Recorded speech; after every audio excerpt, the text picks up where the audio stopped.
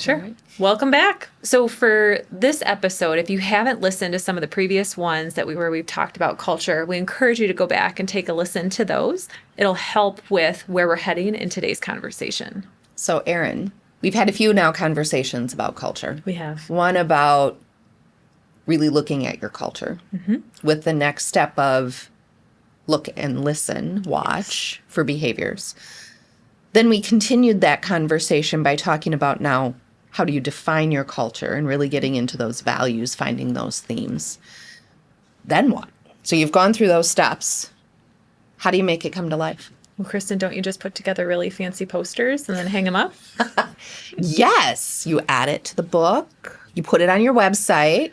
Yeah, I think this is right. This is where it comes to life. This is where it can actually do something meaningful within your organization. And it is something, what's really funny about this is that as we are working with clients to try to bring it to life and start working through it, you start to sound like a broken record, and you start to feel, especially when you're in that business owner, that general manager, when you're the CEO, when you're trying to bring it to life, because you are speaking about it so much. You are just going to keep weaving it into the things that you're doing. Working with clients specifically around how to communicate this out with their business, we encourage them to speak about why they're even going through this exercise in the first place. So in many cases, when we're working with clients, something has been happening within the business. So they may have been going through a lot of growth recently. They may have just finished going through an acquisition or a merger, and they need some sort of reset. They might be embarking on a lot of things happening or changing within their business, that this is a good opportunity for them to have that North Star and to have that compass for what they want to do in the business. I want to add a third one, because you talked about things that are changing in the business, leadership changes. Absolutely. Somebody coming in as a new leader, the example that we gave in our previous conversation about wanting to solidify the culture before the leader left so that the business had a culture. Right. It wasn't dependent on a person, but leadership changes we see so much. Absolutely. Sorry, please continue. And in many instances with ag businesses that we see, they have multiple locations. And so it is very common to have one location look and feel a little bit different from another. And it isn't to say that we're trying to get everything to be all exactly the same from one location to the next. Each place is going to have a nuance. What we're looking for, though, is communicating to them that, hey, you know what, this is a great opportunity for us to really talk about what it means to be a part of this team. Here's what it means to be a part of our organization. And we've worked through these particular values. And I want to share with you what these mean, both what they look like when they're happening and what it looks like when they aren't happening. So what the behaviors are that are not consistent with it. So making sure we're sharing the why. Why is it important that we're talking about this right now? And then to be able to speak to what about these behaviors is going to help me within my job? What within these behaviors do I need to know as a team member so that I am making sure that I'm staying consistent within them? What would you add? I even think the example of the discussion that we had with the leadership teams about how well do you think we do this or not is a fascinating way to roll that out to team members. Yes. That there's already structure. They're going to see things in a little bit different way. So having them really think through it. And I think about all of the goodness. Now, that depends on the size of the team, the groups, how that would work together, or it could be even locations of how does this show up for us. Right. So again, it creates that consistency, knowing that there are nuances or it'll show up in different ways. The engagement of employees when they're asked is amazing. The sense of ownership, because then you can come back and say, here's what we're talking about. Right. You helped define them. And the kind of buy-in that you get. And there's such goodness in the sharing of how they see the values show up. I remember being in one group where we had this conversation and somebody was describing one of the values. And the current employee said, your worst day here is better than your best day anywhere else. And I looked at the person and I said, I don't know who writes your your job postings for recruiting, but somebody write that down and include that in your next job posting. Right. And I mean, that wasn't related to the culture, but you're creating this engagement and ownership and buy-in from your employees when you include them in that process. You've built the foundation. You're getting the added information from them as they go through. Exactly. Well, and you're sharing with them what it looks like to be successful too. Yes. So letting somebody know that, hey, from a customer service perspective, here's what living this out means. This is what it looks like. This is what it doesn't look like. And I think this becomes part of, especially if you're starting to, and we'll talk about this in a future episode, as you're starting to define roles within your organization, it is so much easier now to be able to say, okay, we're going to exercise all of these particular values from our organization. And in particular, here are the ones that are really going to show up in the role that you play and in the work that you do here. So we're connecting that in. And what I think is so fun about this work is that it helps to communicate to the outside. So we know that there is such a small percentage of the population that has any connection into agriculture whatsoever, right? Such a small percentage that to be able to speak to what it means allows for them to be able to share to the outside world what we do here. And to your point, you know, when you're talking about recruiting marketing, when you're talking about any sort of job postings and even onboarding, we're helping to make that an easier bridge for somebody to cross when they may not have a background in ag, to know what it's going to be like for them to show up, for them to be successful in their role, and for them to make a meaningful contribution into the industry. It sounds like we're adding clarity. Oh, nice work.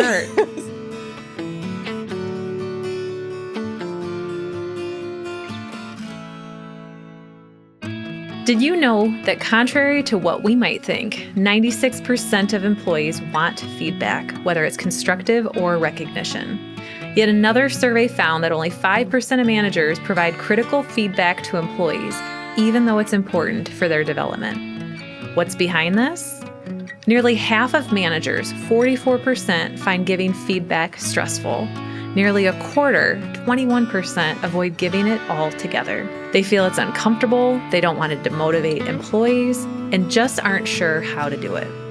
And the repercussions of not giving feedback end up impacting you and your business through lower productivity and profitability, decreased employee engagement, and increased employee turnover. I'm Erin Meese with PeopleSpark Consulting.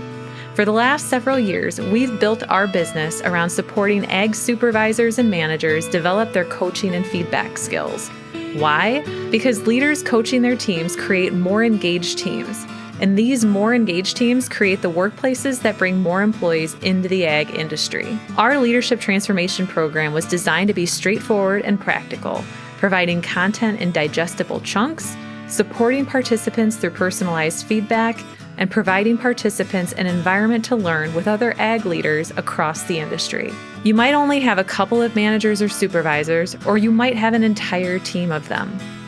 PeopleSpark works with you to find the best solution, whether it's joining an open cohort with other ag leaders or having a customized experience that works across your locations. In order to provide the most customized experience for each of our participants, these cohorts have very limited number of seats available each month. If you're interested in more information around what might work best for you and your team, just click on the link in the show notes below or directly go to developagleaders.com. So I have to come back to that, right? Because when we talked about the subtitle of the podcast, it's about how you lead with confidence and clarity. And this provides a level of clarity for you. I think people, as they go through the first two sparks that we talked about relating to culture, it creates so much clarity for business leaders and owners that this next step is providing that clarity to employees. Well, and I also want to take a moment too, because right now I think the last couple episodes we've spent a lot of time focusing on what does the business owner, what does the CEO, what does the GM need to do. when it comes to communicating and communicating those values out to your business, this is where the role of your people leaders, the role of your supervisors really is going to be critical. Yes. So before we're rolling this out to the broader employee population, this is where we absolutely need to get those people leaders and supervisors involved so that they know not just what do these values mean, it's here's what we stand for, here's what we don't stand for, and here's the role that you as a people leader play in this. That we're recognizing people when they're exhibiting these behaviors, when they're honoring these values, and that you as a people leader, you as a supervisor are addressing things when they're out of alignment with that. So again, it doesn't mean that you're walking somebody out the first mistake that they make. It's that we're using these as coaching opportunities, and now I'm giving you the compass to use to be able to address that behavior with someone. I am so glad that you mentioned that. I think about, so as we talk to leaders in businesses, and we ask about their role around the culture and the values and those behaviors, the most common response that we hear back is I need to role model them. As a leader, my job is to role model them, because if I role model them, people will follow. To which that answer is yes, and. Yes. And you're the protector of the culture. Actually, I'm surprised we haven't pulled this out yet. One of our favorite statistics is 70% of the variance between a lousy culture and a strong culture is the knowledge, skills, and talent of the team lead. Right. 70%. I know, I get excited when I share that as well. I can't believe it's taken me so long to talk about it. So people leaders really are kind of the holder of the culture, the protector of the culture. Keeper of the culture. The keeper of the culture. That's a good one. That is a good one. Nicely done. Keeper of the culture. And I don't think they realize that in many cases, because they feel like the culture is owned by business owners. I just have to be in senior that executive leaders, level of leadership role to demonstrate it. when it's the people leaders that have the biggest impact on that. And now they have you used the word compass earlier, of this is what's okay and what's not. Culture is not what you say, it's what you allow. I also like the culture is the worst behavior that a leader is willing to tolerate. Like, ooh, that one gets you in the gut a little bit more. Well, and that's even as we think about how many times leaders of all levels walk by behaviors and think, oh, I just don't have the energy to deal with this right now, or I don't know what to say. I feel like I'm a broken record. I don't want to get into this right now. All of that is that they're choosing to walk. That's a culture-defining moment. Choosing to walk by something is a culture-defining moment. And when you put it in that terms, it's, ooh. Yeah. It's a different level. Yeah. So when it comes to communicating values out and communicating those behaviors too, I think one spark I would add for this episode, because I'm going to go early on this one spark would be having specific talking points, having specific expectations for those people leaders and supervisors. So what is it that I expect to see from you? So am I saying, and in most cases I'm assuming that this would be a yes, that if in your location or your department or in your area that somebody is acting in accordance with these values, I am expecting that my leaders are recognizing that person. And that when they are recognizing them, they are making sure that they're speaking to, this is exactly what it means to be living this particular value. Thank you. I appreciate you. Yes. And when they're seeing something that isn't in alignment with their values, that they're using this as part of that feedback. That again, it's not, Kristen really just can't get the hang of this, and I'm getting really annoyed with her. It's not a personal thing, right? That it's this particular behavior is not in alignment with our values and what it means, and it needs to be corrected. It needs to be fixed. This can't happen any longer. So we're using these in our everyday language, and I'm expecting to see that from my leaders. So I think that part would be one of my sparks.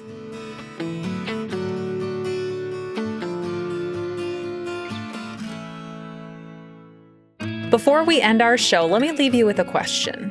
What would it feel like to leave the office every day Not just knowing that your managers and supervisors had everything under control, but that you were confident that the direction they were giving your team members was creating and reinforcing the kind of great culture in your business that the entire community talked about. The kind of culture where customers went out of their way to work with you instead of the competition, because they were cared for, consistent, and kind.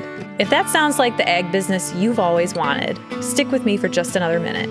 Too many ag business owners and general managers, yes, even the big ones, find themselves stuck. They're juggling customer questions that their leaders should be able to handle and somehow ending up as the bottleneck of decision making in their own business. It feels like they can never get out of the day-to-day long enough to develop their talent, their business, and their own future. Sound familiar? You've worked hard to get where you are, but staying stuck here isn't sustainable. Not only that, it's costing you time, energy, and future growth. The good news, you don't have to figure this out all alone. That's why we offer you the opportunity to schedule a free culture development session. This no obligation, no pressure call is your chance to explore whether our programs are the right fit for you. Our programs have helped ag businesses across the U.S. like you to build great work teams and cultures, retain great employees, and develop plans for your business's success, all while freeing up more time for you. When you schedule your free culture development session, here's what you'll get: a personalized conversation with an expert advisor who's seen firsthand what it takes to break through barriers and achieve the culture and outcomes you're seeking. The opportunity to see how our programs can help you define your business and people strategies, and actionable insights tailored to your goals so you can start moving towards the business you've always envisioned. If you're ready to stop spinning your wheels and start building the ag business you deserve, here's what to do next. Visit this link in the show notes and book your free culture development session today. Don't wait, the next big breakthrough might be just one conversation away. Thanks for listening to today's episode. Maybe I feel like as we get into this, we might just both need a spark. So maybe it's 2 things per episode. We could. I mean, I think it could be episode by episode. Okay. Well, because this one I would love to have. That's why I said the first spark. The first spark? Yeah, this is going to be the second spark. Is even defining that as leadership expectations. Mm-hmm. That this is what it means. This is the behavior we need to see from employees to live this value. This is the behavior we need to see from people leaders to live this value. Right. One of my favorites, we mentioned early on, we'd come back to integrity. There's so much goodness around the value of integrity and so much miscommunication. We had one leader that we've worked with, and one of the leadership expectations that people leaders needed to demonstrate to be good people leaders was to have the difficult conversations with their employees. So if you have an employee who is not meeting performance expectations, right, whether or not they were doing so by choice or not, ability or motivation didn't matter, that if a leader was not addressing that performance issue, that was not acting with integrity. Right. And that's how they define that. And that's powerful. Right. To put it into that level specifically for leaders. So even if we want our employees to model these behaviors, what do we expect from leaders to do that? Right. And it is about accountability, recognition, addressing things, that being the keeper of the culture. And knowing that as a CEO, as a GM, as a business owner, it's not all on your shoulders. Oh, yes. You may have defined it. You may have kind of gone through the legwork to define it down to the level of behaviors you want to see, you don't want to see. Now is your opportunity to engage those leaders to be able to be the keepers, and you're allowing for them to, what you're starting to do in that is to provide them with some of the boundaries within which they can be coaching their teams. So saying that as part of your role, here is what I expect. I feel like there was the culture definers, Culture defining moment. the culture keepers, and then the culture livers. I don't really like that because it sounds like an organ. It does sound like an organ. Culture, culture, I don't know, we're going to, the culture club, but then, then I totally date myself with that reference. I don't know. But yeah. Each person has a very specific, everybody owns Yes. the culture Yeah. in a different way. Exactly. And has a different responsibility for it. Absolutely. Bottom line, communicate it out. And continue embed to it. communicate it. Yes. It's going to be something that comes up as you write job postings. It's going to be something that comes up as you define your put together job descriptions. You'll use this same language in your employee handbook. You'll use it as you onboard employees. So you may feel like you are a broken record, and it may take 16 times of saying the same thing for people to say, they must be really serious about this. And then the minute that you see somebody do that and say, hey, that's a great example of service, we celebrate it.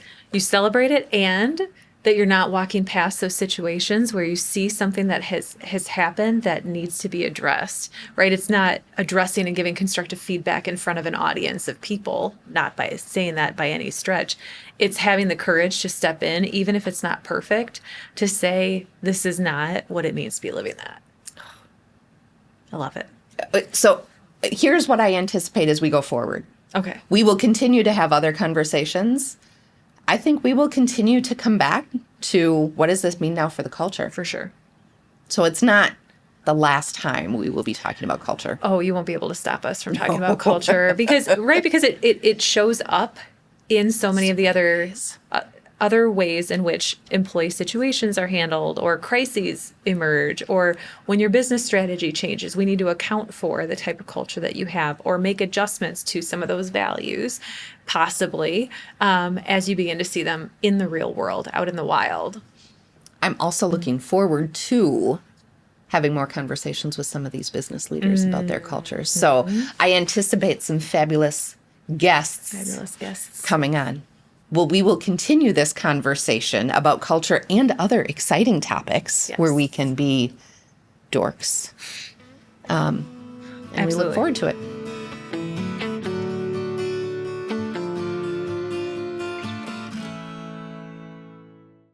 This has been the People Spark Podcast. We hope you've enjoyed today's episode, and we look forward to bringing you more.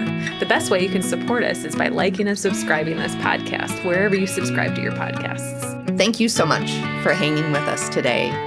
We are looking forward to continuing the conversations with all of you.